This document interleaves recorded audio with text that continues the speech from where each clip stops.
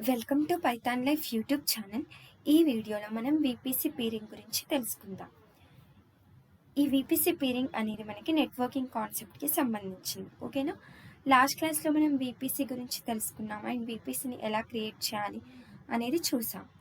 So ఈ VPC peering అనేది cloud ఇంజనీర్స్గా చేయాలి అనుకుంటున్న వాళ్ళకి కానీ ఆర్ క్లౌడ్ అడ్మినిస్ట్రేటర్గా నెట్వర్క్ ఇంజనీర్గా జాబ్ చేయాలి అనుకుంటున్న వాళ్ళకి ఈ కాన్సెప్ట్ అనేది ఇంపార్టెంట్ అని చెప్పొచ్చు. ఓకేనా, వీపీసీ పీరింగ్ గురించి తెలుసుకునే ముందు ఫస్ట్ ఈ వీపీసీ అనేది ఎందుకు అంటే ఏడబ్ల్యూఎస్లో మనకి చాలా డేటా సెంటర్స్ ఉంటాయి. మనలాంటి వాళ్ళు ఏడబ్ల్యూఎస్ డేటా సెంటర్స్లో చాలా సర్వర్స్ని క్రియేట్ చేస్తారు.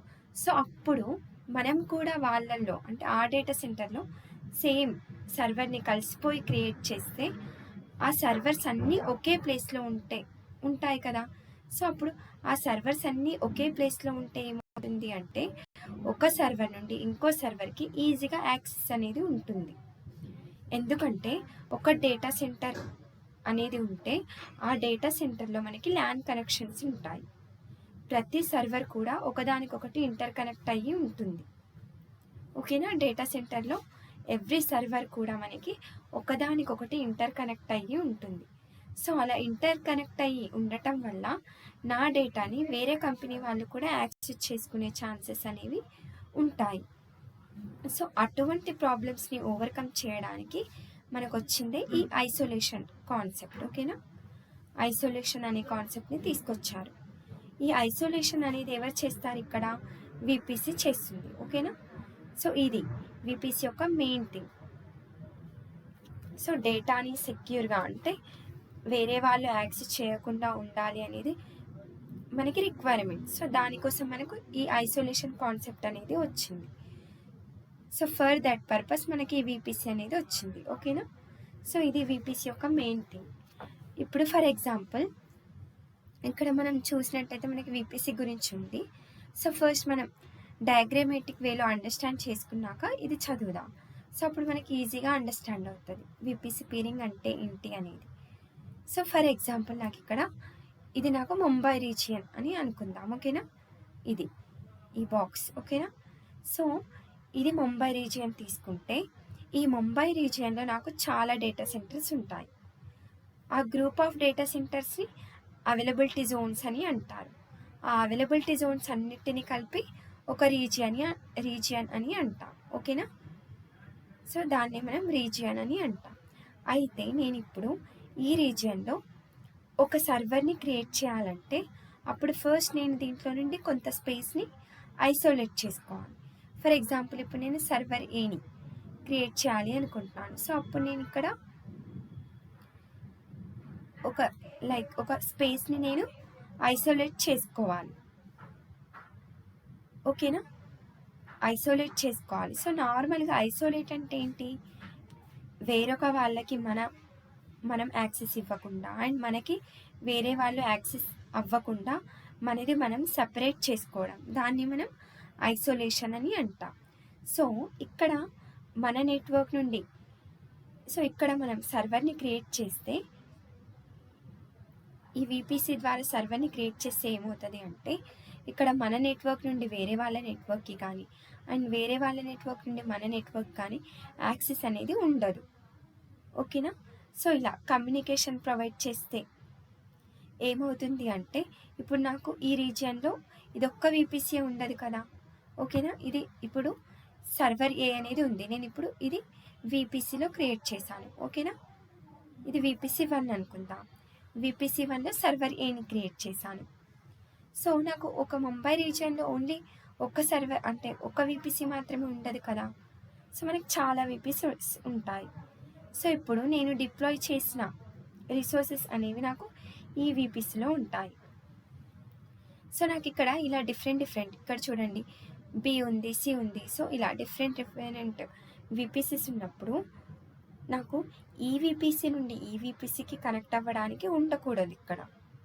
సో ఈ విధంగా ఇప్పుడు ఈ వీపీసీ నుండి నేను ఇప్పుడు వీపీసీ ఏ ఉంది కదా, ఈ వీపీసీలో ఉన్న సర్వర్స్ అనేవి నాకు ఈ వీపీసీకి కానీ ఆర్ ఈ వీపీసీకి కానీ కనెక్ట్ అవ్వడానికి ఛాన్స్ ఉండదు.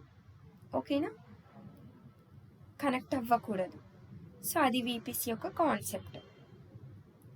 సో ఇక్కడ చూడండి, నేనేం చెప్పాను అంటే మనం ఏదైతే సర్వర్స్ని క్రియేట్ చేసామో VPCలో, సో నాకు ఇప్పుడు ఇక్కడ 3 VPCs ఉన్నాయి ముంబై రీజియన్లో. సో అప్పుడు నాకు ఈ VPCలో ఉన్న సర్వర్స్ అనేవి నాకు ఈ VPC Bకి కానీ VPC Cకి కానీ కనెక్ట్ అవ్వవు. బై డిఫాల్ట్గా మనకి ఒక VPC అనేది క్రియేట్ చేసినప్పుడు ఈ విధమైన సెక్యూరిటీ అనేది మనకి ఉంటుంది AWSలో. ఓకేనా? సో ఈ VPC పీరింగ్ అనేది ఎందుకు వచ్చింది అంటే, ఫర్ ఎగ్జాంపుల్ నెక్స్ట్ చూద్దాం. ఒక కంపెనీ ఆర్ ఒక ఆర్గనైజేషన్ తీసుకుంటే, ఇది ఒక ఆర్గనైజేషన్ అనుకుందాం. ఓకేనా? సో మనకి ఆర్గనైజేషన్లో డిఫరెంట్ డిపార్ట్మెంట్స్ ఉంటాయి. సో డిఫరెంట్ డిపార్ట్మెంట్స్కి డిఫరెంట్ అప్లికేషన్స్ ఉంటాయి. ఫర్ ఎగ్జాంపుల్ ఇప్పుడు ఫైనాన్స్ డిపార్ట్మెంట్ ఉంది, IT డిపార్ట్మెంట్ ఉంది, అండ్ అకౌంటింగ్ డిపార్ట్మెంట్ ఉంది, అండ్ HR డిపార్ట్మెంట్ ఉంది. సో ఈ విధంగా మనకి 4 డిపార్ట్మెంట్స్ ఉన్నాయి. ఒకటే ఆర్గనైజేషన్లో మనకి 4 డిపార్ట్మెంట్స్ ఉన్నాయి. ఈ 4 డిపార్ట్మెంట్స్ కూడా మనకి ఒకే దానిపైన వర్క్ అవ్వవు. కంపల్సరీగా మనకి ఇప్పుడు IT డిపార్ట్మెంట్కి వేరే సర్వర్స్ ఉంటాయి. సో దీనికి సంబంధించిన అప్లికేషన్స్ వేరే ఉంటాయి. అండ్ ఫైనాన్స్ డిపార్ట్మెంట్కి కూడా సేమ్ అలాగే, దీనికి సంబంధించిన అప్లికేషన్స్ కూడా మనకి వేరేవి ఉంటాయి. సో ఈ విధంగా ఉంటాయి. ఇక్కడ ITకి సంబంధించిన కస్టమర్స్ కానీ, సిస్టమ్ అడ్మినిస్ట్రేటర్స్ కానీ, ఆర్ సొల్యూషన్స్ ఆర్కిటెక్ట్స్ కానీ ఈ IT డిపార్ట్మెంట్ని యాక్సెస్ చేసుకునే అవసరం అయితే ఉంటుంది. అలాగే ఫైనాన్స్ వాళ్ళకి ఎవరికైతే నీడ్ ఉంటుందో వాళ్ళు ఈ ఫైనాన్స్ డిపార్ట్మెంట్ని యాక్సెస్ చేసుకునే అవసరం ఉంటుంది. ఓకేనా? సో మోస్ట్లీ ఎవరు ఏ సర్వీస్ని డిప్లాయ్ చేసినా కూడా ఎక్కువగా 99% ప్రిఫర్ చేసేది ఏంటి అంటే ప్రైవేట్ సబ్నెట్లోనే వాళ్ళ అప్లికేషన్ని హోస్ట్ చేయడానికి ఇష్టపడతారు. ఓకేనా? ఎందుకంటే సెక్యూరిటీ పర్పస్ అని చెప్పొచ్చు. పబ్లిక్ సబ్నెట్లో పెడితే ఎవరైనా యాక్సెస్ చేసుకోవచ్చు. అదే ప్రైవేట్లో ఓన్లీ నేను ఎవరికైతే పర్మిషన్ ఇస్తానో వాళ్ళు మాత్రమే యాక్సెస్ చేసుకోవచ్చు. మనం తీసుకున్న ఎగ్జాంపుల్లో మనకి ఒకే ఆర్గనైజేషన్లో డిఫరెంట్ డిపార్ట్మెంట్స్ ఉన్నాయి. ఈ డిఫరెంట్ డిపార్ట్మెంట్స్లో డిఫరెంట్ అప్లికేషన్స్ ఉంటాయి. అండ్ ఈ డిఫరెంట్ అప్లికేషన్స్కి సెట్ ఆఫ్ కస్టమర్స్ కూడా డిఫరెంట్ ఉంటారు. ఓకేనా? అంటే ఈ డిపార్ట్మెంట్కి సంబంధించిన కస్టమర్స్ వేరే ఉంటారు, అండ్ HR డిపార్ట్మెంట్కి సంబంధించిన కస్టమర్స్ వేరే ఉంటారు. సో ఈ విధంగా అయితే నేను ఇప్పుడు మీకు ఒక ఎగ్జాంపుల్ చెప్తాను. ఇలా మనకి డిఫరెంట్ డిపార్ట్మెంట్స్ ఉంటాయి కదా ఆర్గనైజేషన్లో. ఫర్ ఎగ్జాంపుల్ ఇప్పుడు ఇది ఒక రీజియన్ అనుకుందాం. ఈ రీజియన్లో ఇప్పుడు నేను ఇది ఫైనాన్స్ VPC అనుకుందాం. ఓకేనా? B అని ఉంది కదా, ఇది ఫైనాన్స్ VPC. అండ్ నెక్స్ట్ ఇది IT VPC అనుకుందాం. ఓకేనా? ఈ ఫైనాన్స్ VPCలో ప్రైవేట్ సబ్నెట్లో ఒక 5 సర్వర్స్ని, అండ్ IT VPCలో ఉన్న ప్రైవేట్ సబ్నెట్లో ఒక 5 సర్వర్స్ని నేను క్రియేట్ చేశాను. నాకు ఇప్పుడు ఈ VPCలో కొన్ని సర్వర్స్ ఉన్నాయి, అండ్ ఈ VPCలో కూడా కొన్ని సర్వర్స్ ఉన్నాయి. అయితే ఆఫ్టర్ సమ్ డేస్ ఏమైంది అంటే, నేనేం చెప్పాను, దీంట్లో ఫైనాన్స్, ఇది ఫైనాన్స్ VPC, ఇది IT VPC. So some days తర్వాత ఏమైంది అంటే, ఈ IT వాళ్ళు ఏవైతే సర్వీసెస్ని ప్రొవైడ్ చేశారో కస్టమర్స్కి, ఆ సర్వీసెస్ రిలేటెడ్ డేటా అంటే కస్టమర్స్ ఎవరెవరు ఉన్నారు, అండ్ ఎవరెవరు యాక్సెస్ చేసుకుంటున్నారు, ఎవరికి ఎంత ప్రైజింగ్ చేయాలి అనేది ఒకవేళ ఫైనాన్స్ టీమ్ యాక్సెస్ చేయాలి అనుకుంటే, అంటే ఈ ఫైనాన్స్ టీమ్ వాళ్ళు యాక్సెస్ చేయాలి అనుకుంటే, ఇక్కడ మనకి IT డేటా అంతా ఎక్కడ ఉంది, ఈ VPCలో ఉంది కదా, C అనే VPCలో. మరి నాకు ఫైనాన్స్ వాళ్ళ సర్వర్స్ అన్నీ ఎక్కడ ఉన్నాయి, B అనే VPCలో ఉన్నాయి. బట్ ఎక్కడ కూడా మనకి దీని నుండి దీనికి కనెక్షన్ అనేది లేదు. ఇప్పుడు ITకి సంబంధించిన డేటా కావాలి అంటే అంటే నాకు ఇప్పుడు Bకి అంటే ఫైనాన్స్ వాళ్ళకి ITకి సంబంధించిన డేటా కావాలి అంటే అప్పుడు C అనే VPCకి వెళ్ళి అక్కడ సర్వర్స్ నుండి తెచ్చుకోవాలి. బట్ సర్వర్స్ అనేది నాకు ప్రైవేట్ సబ్నెట్లో ఉన్నాయి కదా, కాబట్టి కనెక్ట్ అయితే అవ్వలేము మనం.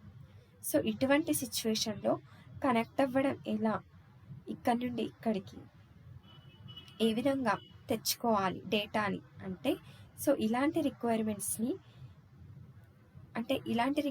ఉన్నప్పుడు మనకి యూజ్ అయ్యే కాన్సెప్టే ఈ వీపీసీ పీరింగ్. ఓకేనా?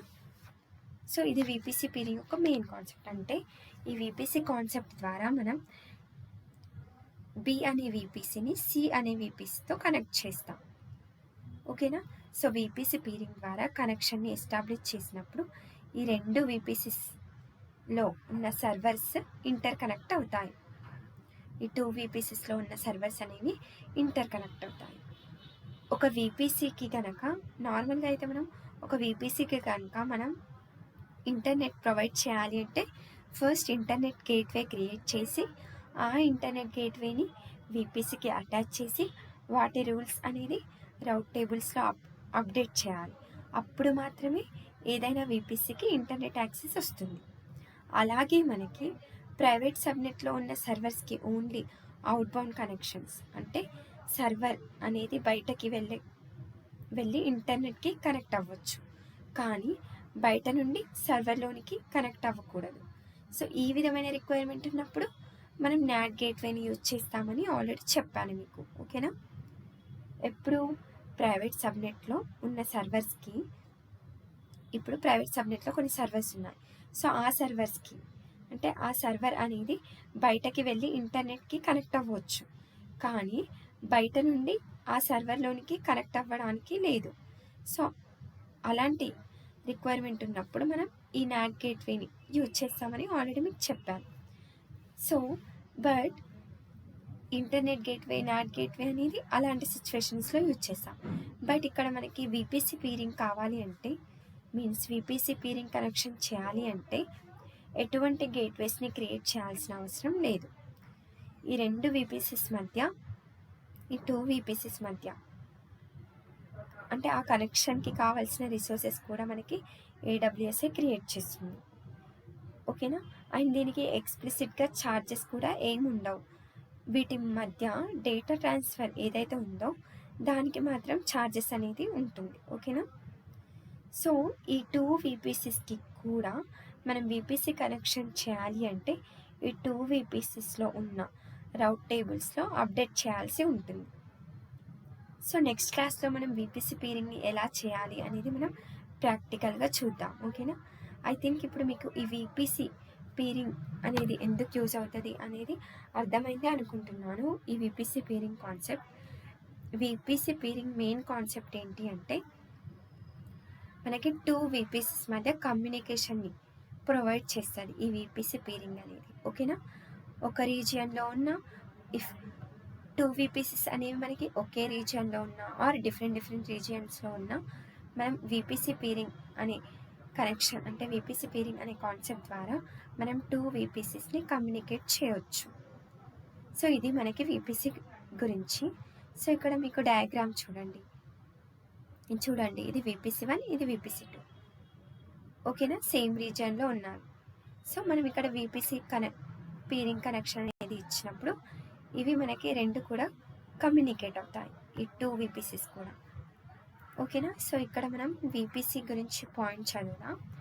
VPC peering connection is a networking connection between 2 VPCs that enables you to route traffic between them using IPv4, private IPv4 addresses and IPv6 addresses. ఓకేనా? ఇది ఏం చేస్తుంది, మనకి కనెక్షన్ని ప్రొవైడ్ చేస్తుంది, అంటే 2 VPCస్కి మధ్య. Instances in either VPC can communicate with each other as if they are within the same network. ఓకేనా? అంటే 2 VPCs అనేవి మనకి కమ్యూనికేట్ అవ్వచ్చు ఈ వీపీసీ పీరింగ్ కాన్సెప్ట్ ద్వారా. సో ఐ థింక్ ఇప్పుడు మీకు ఈ వీపీసీ పీరింగ్ కాన్సెప్ట్ అర్థమైంది అనుకుంటున్నాను. Thank you.